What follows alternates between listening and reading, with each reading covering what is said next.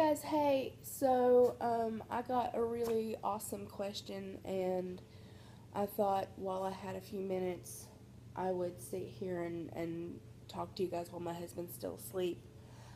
Be forewarned, it's going to be one of those videos where I sit here and boo-hoo because I am really sensitive today. So just bear with me. So somebody asked me if I would talk about what's it like to have a revision. What have I learned so far? And what do I regret already? And so, I sat here for a while and I wasn't going to make this video right now.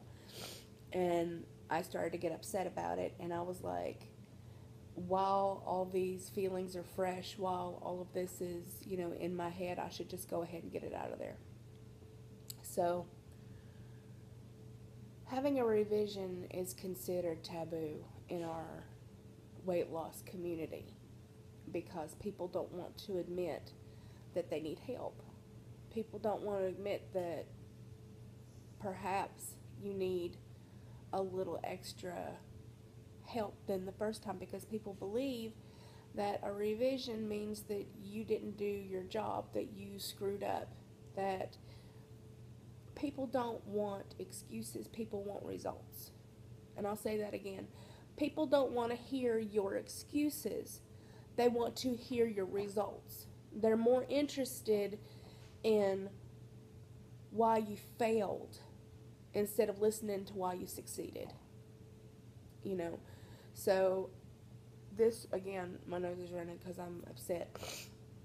And I don't mind answering questions. I don't mind sharing my journey, but sometimes it's very hard for me to get the words out because I'm a very, very sensitive person. So having said that, let's start this cry fest. So yeah, Saki always knows when I'm upset.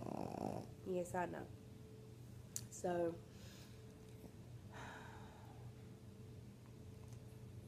nobody wants to hear about my strictures. Nobody wants to hear why they had to, dilate my esophagus twice. Nobody wants to hear that I couldn't eat for, almost almost 4 months. I couldn't eat and I could barely drink. What they do ask me is, how much weight did you lose in that time? And when I say, when I had my gallbladder removed, I was 418. So I got my gallbladder removed, let's see, in November. So August, September, October, November. So 3 months, I should say 3 months, not 4. 3 months of my life, I struggled to eat and I struggled to drink, which I'm kind of doing now, but that's my own damn fault. So nobody wants to hear that those 50 pounds were because I was starving to death. And that I couldn't swallow chicken. And that I couldn't drink my protein shakes. And nobody wants to hear that I was terrified. That I'd screwed up by having the RNY because I didn't understand what was going on. Nobody wants to hear about that. What they want to hear about is, oh, well, in the first 3 months you lost 50 pounds. How come I didn't lose 50 pounds? Because I was starving to death. Because I couldn't drink. Because I was in and out of the hospital with dehydration and no one would listen to me. Nobody wants to hear. Sorry, Saki is my emotional support animal, and she didn't like me to be upset. Nobody wants to hear about that, though. They want to hear about your results. They don't want to hear about why. They just want to hear about, well, you lost 50 pounds, and then that's all they hear. Or, you poor thing, but at least you lost 50 pounds. My revision came along because my pouch didn't close correctly after that. Because my stomach the openings to my stomach didn't close the way they should have after being opened like that. So again, I'll say nobody wants to hear why. They just want to hear your damn results. And so almost 2 years now. It's been almost 2 complete years since I've had my RNY. I decided that I didn't want to be 330 pounds for the rest of my life. And so I went back and I talked to a new surgeon since I was in a new place, and I said, I need a little more help. Can you help me? And he said, there are all kinds of things we can do, but a lot of them are dangerous. A lot of them I wouldn't suggest doing with you. He's like, you already had issues with the first surgery. I'm not comfortable with some of the other ones that we could do because it could be more damaging in the long run. And I said, okay, what about giving me a lap band? Something that is temporary that I could put in and take out when I was done after I had adapted my new lifestyle. So asking for a revision was scary, and waiting for my revision was scary because it had been since June of last year since I had been in the 330s. So when you come to me and you ask me, well, how did you lose all that weight? Because I worked my ass off.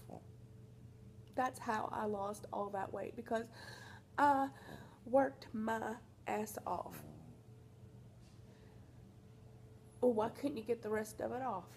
Well, that's a damn good question. But I'm not a doctor. And all I can tell you is I did my best. And all I can tell you is that depression is a hell of a thing.